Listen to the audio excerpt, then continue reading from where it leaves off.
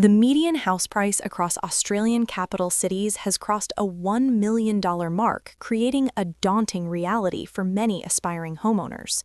With the RBA cash rate sitting at 4.10% after consecutive hikes in early 2026 and new debt-to-income caps introduced by APRA, the landscape of what you can actually afford has shifted significantly. The primary question on every Australian's mind is no longer just about the dream home, but about the hard numbers of serviceability. Banks prioritize serviceability, the ability to repay a loan, above all else. While the current average variable mortgage rate is roughly 6.6%, lenders apply a 3% buffer mandated by the banking regulator. This means your repayments are assessed at approximately 9.6% to ensure you can handle future rate hikes. Furthermore, under new rules, banks restricted high debt-to-income loans, preferring to keep total borrowing well under 6 times your gross annual income. Understanding these constraints is the first step in calculating your true purchasing power. Starting with a single earner on a $75,000 salary, close to the median full-time income in Australia, the borrowing capacity is approximately $246,000. When combined with a 20% deposit, this allows for a property purchase of about $307,000.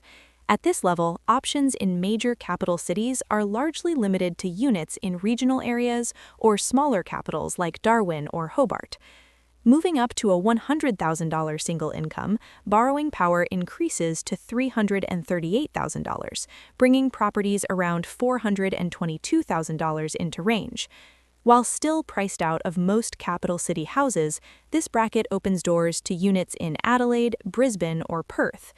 At $125,000, a single earner can borrow roughly $429,000, making properties worth $536,000 feasible, which includes regional houses or better located metropolitan units. The situation changes for dual-income households. A couple earning a combined $150,000 can borrow roughly $620,000. With a 20% deposit, they can afford a property up to $775,000. This is the entry point for most capital city units and houses in cities like Adelaide, Hobart, and Darwin.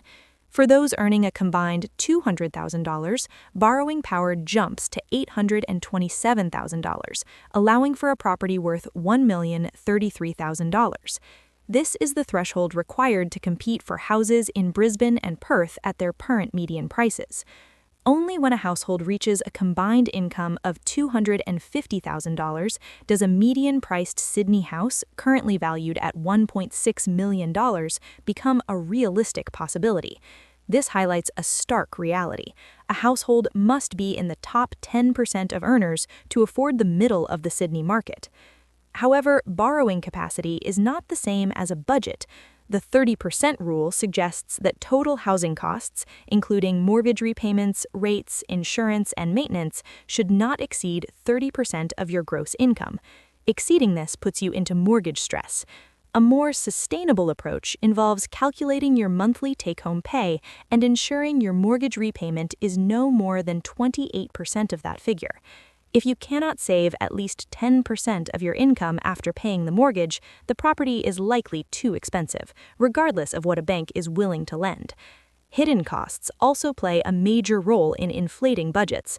Stamp duty can add $20,000 to $40,000 to your upfront costs. While first homebuyer concessions exist, such as no stamp duty on homes up to $800,000 in New South Wales or $700,000 in Queensland, those who are not first-time buyers must account for this massive expense. Additionally, if your deposit is less than 20%, you will face lender's mortgage insurance, or LMI, which can add $10,000 to $30,000 to your loan. Factoring in conveyancing, inspections, and moving costs requires an extra $5,000 to $8,000 in liquid savings. A common dilemma is whether to wait for prices to drop or interest rates to fall. Historical data suggests that waiting can be a costly mistake. Over the last 5 years, Brisbane house prices surged over 85%, Adelaide rose nearly 79%, and Perth saw gains of 24% in just 1 year. Even in a weaker market like Melbourne, values rose 8.5% over 5 years. Those who waited for a market crash in 2021 often found that the gap between their salary and the median house price grew wider, eroding their purchasing power. Successful buyers focus on the right numbers and a long-term plan rather than trying to time the market perfectly. For those struggling to save a 20% deposit, the First Home Guarantee Scheme offers a lifeline. Since October 2025, the scheme has expanded to offer unlimited places with no income caps, allowing eligible buyers to enter the market with as little as a 5% deposit while avoiding LMI. This is a critical tool because property values in Australian capitals often grow faster than individuals can save a full deposit. Ultimately, financial freedom comes from starting with what you can comfortably afford rather than stretching to the maximum the bank allows. A home should be the foundation of wealth, not a cage that prevents you from investing or building passive income. By reverse engineering your property price from a sustainable monthly repayment, you ensure that you are buying a home that fits your life rather than building a life that only serves a mortgage. Staying within your means allows you to protect your financial margin and build long-term security in a challenging market.